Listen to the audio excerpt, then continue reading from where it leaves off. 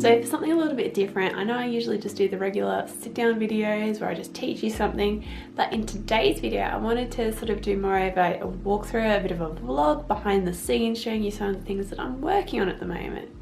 So what I'm working on at the moment is rewriting a whole course.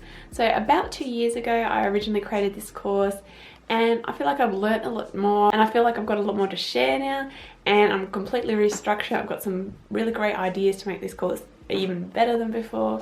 So I'm basically rewriting the whole thing from scratch all over again, making it really awesome, and then working on all the things that go with it to sell the course.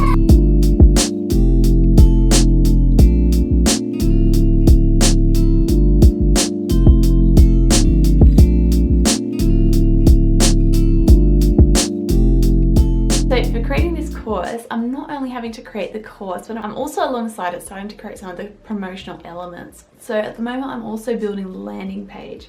So let's look at some of the little illustrations that I'm working on to add to that landing page.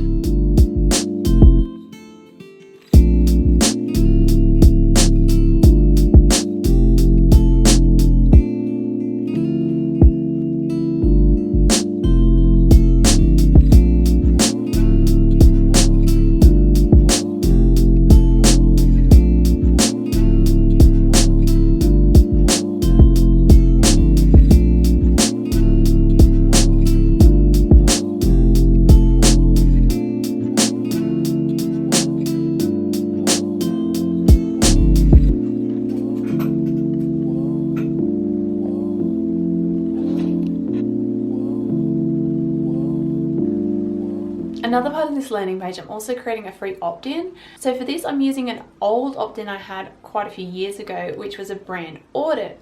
So when I did it last time, I did a free challenge. So that was something that I ran live. So I actually, put it out there, did live videos, had workbooks, everything.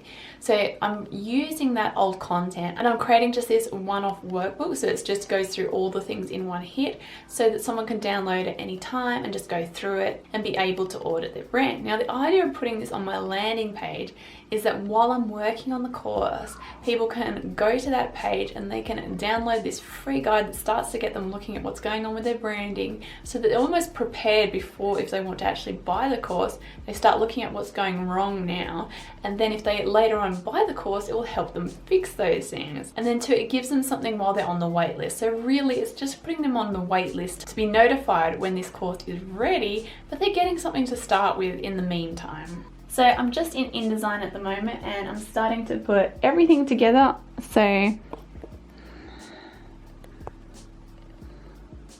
I know the screen's a bit bright so you can't really see a lot what's going on here, but I'm pulling all the content that I'd been storing it on Teachable. So at the moment I'm just pulling all that information from Teachable and creating a nice workbook in InDesign.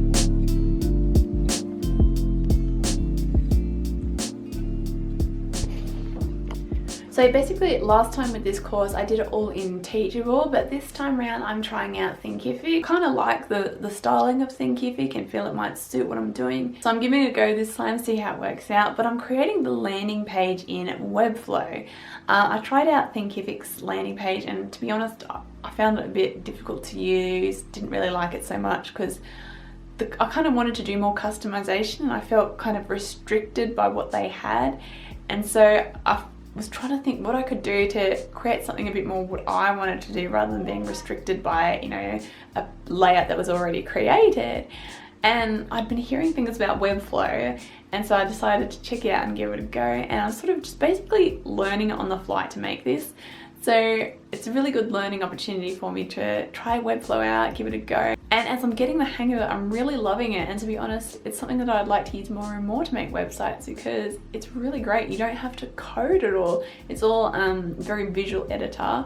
The fact that I know about code, a lot of it makes a lot of sense to me, so I know what's really going on. If you don't have a coding background, you may find it takes a little bit of time to figure it all out, but you don't actually have to code. So it's really cool to be able to just do whatever you want with, so you don't feel restricted by, oh, I don't know how to code that, or trying to use a particular theme or something that's already pre-made. So it's very freeing and I'm really enjoying using it.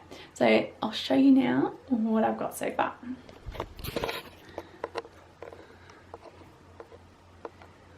So we've got is top bar, the header and logo at the top. So as you can see here in Webflow, that's all the editing tools. So stuff like this with padding and that stuff I used to always code manually, now you just stick a number in, so it's pretty cool. And yeah, it all talks in sort of code language, like it talks about things like padding and margin and things like divs and all that kind of stuff. So the fact that I know about coding, it helps it all make sense. So I've been able to sort of basically just teach myself this, and to be honest, I haven't really looked at any videos or anything about how to actually use Webflow. I'm just figuring it out as I go. So this is what we've got so far. And yeah, I'm finding it fun. I feel like the more I play with it, the more I'm getting the hang of it and figuring out how it all works, and it's pretty cool. There's probably a lot more you can do with it than I've worked out so far, so I may get to a point that I want to start doing some research and, you know, maybe doing some tutorials to find more about what you can do with it, but so far it's pretty cool.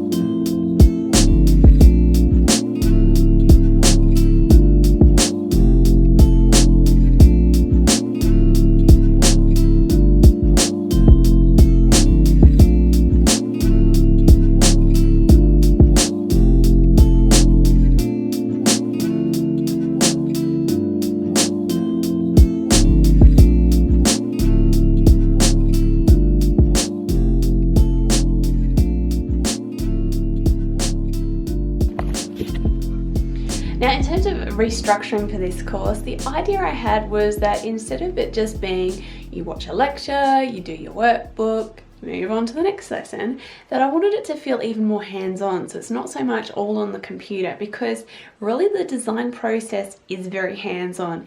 You really want to be thinking visually and really nutting out ideas, and I just find when you're more tactile and using your hands that ideas flow more easily, because you know, you're using your body and your hands and you're not just stuck on a computer screen. And two, this course I'm designing for creatives, so creatives naturally, they want to be using their hands a lot and want that tactile feeling.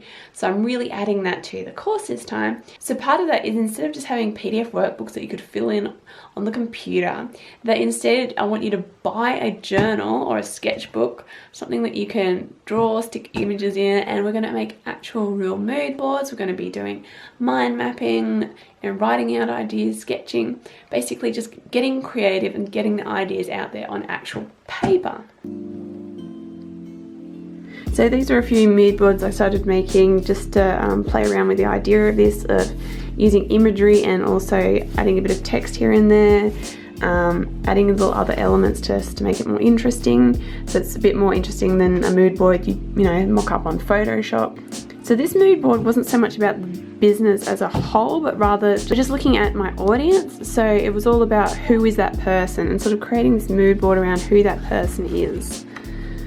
So just using lots of images, basically cutting up lots of magazines, also taking little text bits and pieces, imagery of this, sort of their world, and you know, adding in little words, ideas, just getting really creative with it.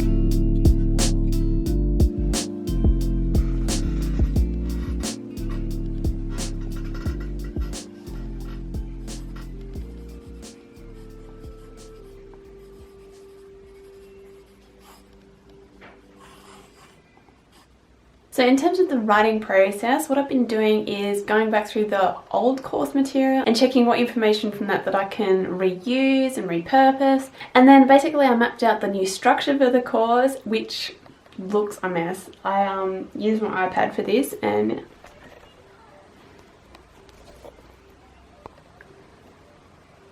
as you can see, trying to work out the new structure can get pretty messy.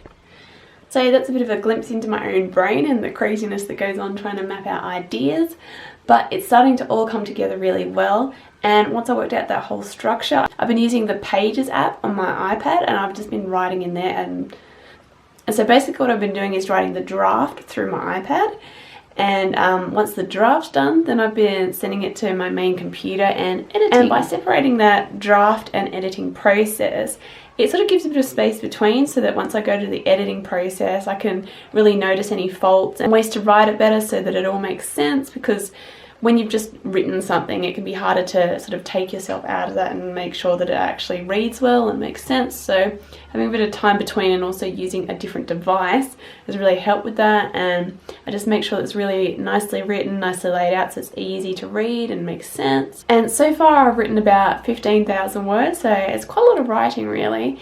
And once it's all written, then we'll be moving on to creating the PDF workbooks for it, and then finally recording all the videos. So really the hardest part is the writing, because it is a lot. And just that time to get in that headspace of writing, personally I find that's the bit that takes the longest. The whole doing the designs of workbooks and just sitting down recording videos, that's sort of the easy part. So I'm sort of getting the hardest part done first. So that's where I'm at right now.